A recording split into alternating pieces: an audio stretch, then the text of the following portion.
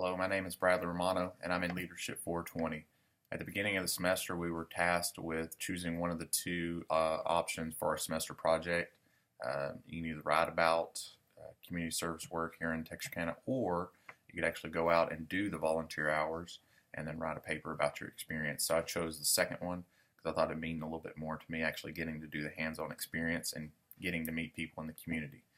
I chose Race for the Cure because I'd been a runner in it for 10 years. And I thought this year it'd be a little bit more meaningful if I actually volunteered and participated in the event. My connection with it, as I said, I've been a runner and I've always enjoyed doing that. History of the organization, as many people already know, Susan G. Komen developed breast cancer and battled with it for years, and then later passed away. Her sister, she made a promise to her to help put an end to it, raise money to help people that were less fortunate to afford the mammograms and early detection. Texarkana, the event started in Dallas, Texas, and to be an affiliate of it, you just have to be an organization and apply for it, and then you can bring actually the 5K event that's held each year to your hometown. And back in 1998, Susan G. Komen's Race for the Cure was brought to Texarkana. The people responsible for it were Kathy Couch, Becky Blake, Judy Morgan, and a group of other friends. I later would find out and get to meet actually all of these people before I took this class and volunteered for Race for the Cure. So as I said, my wife and her family, they're well connected here in the community. Her father is the president of the Lions Club, and her mother is part of a Bunkos group, and I just thought, that was just a group of women that got together and played a dice game and so forth. But come to find out, they're actually the ones who created it, or were the group that I referred to earlier as the ones that helped bring it to Texarkana. In that Bunko group is also Becky Blake and Kathy Couch. So I got to meet all these wonderful people and, just get to know them over the years and stuff. So I thought that was pretty neat. So this year, as part of the service project, I volunteered and I helped out. What I actually did wasn't that too detailed. I kind of was a floater type person. I helped out the week before the race, setting up for the event, rolling out tables, helping out where I could, doing a little bit of decorating, just really kind of whatever they needed me to do. So I started off, I called Amber Lawrence, who's the executive director, and she's the one who kind of pointed me in the direction and where she wanted me that week and what to do.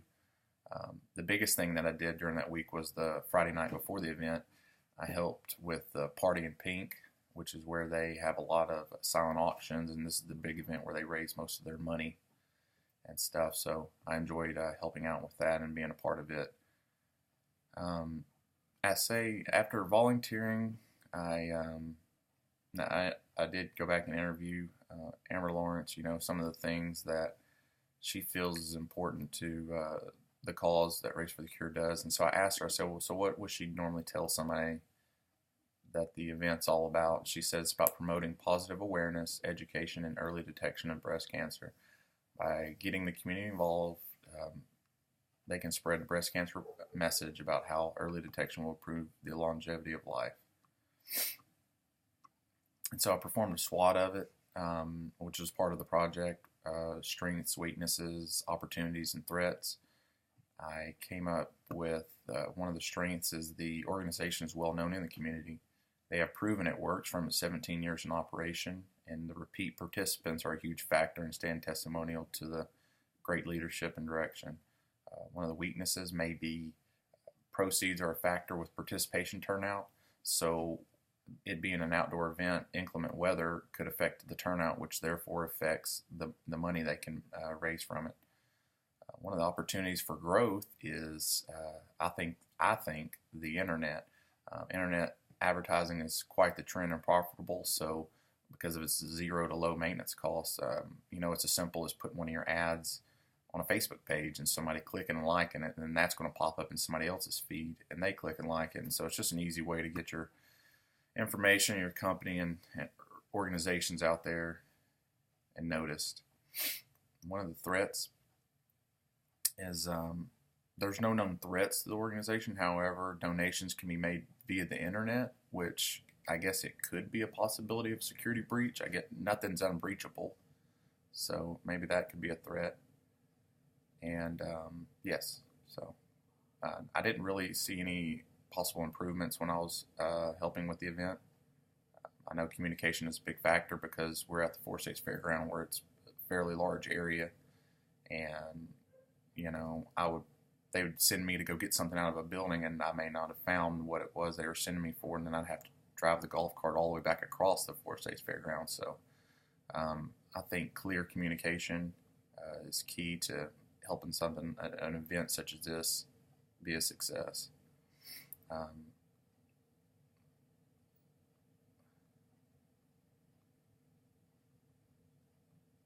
didn't have any really particular areas of concern.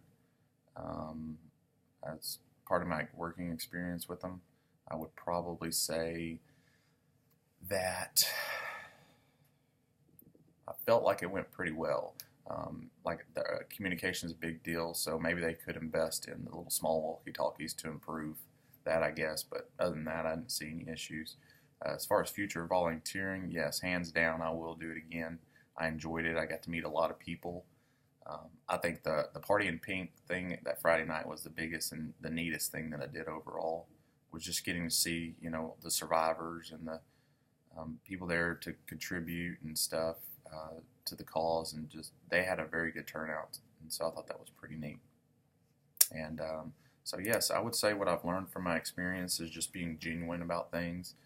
The overall teamwork that everybody put together, it really helped the flow of things. Everybody had good attitudes when I was there, just caring about what you're doing. It's as opposed to just kind of rolling your eyes or grumbling, thinking, "Oh, I'm fixing to have to do so many hours of community service or volunteering." So I think they all had a good heart when they were doing it, so it made the experience more pleasurable. So this is my video telling you about my experience with the volunteering for Leadership 420, and thank you for listening.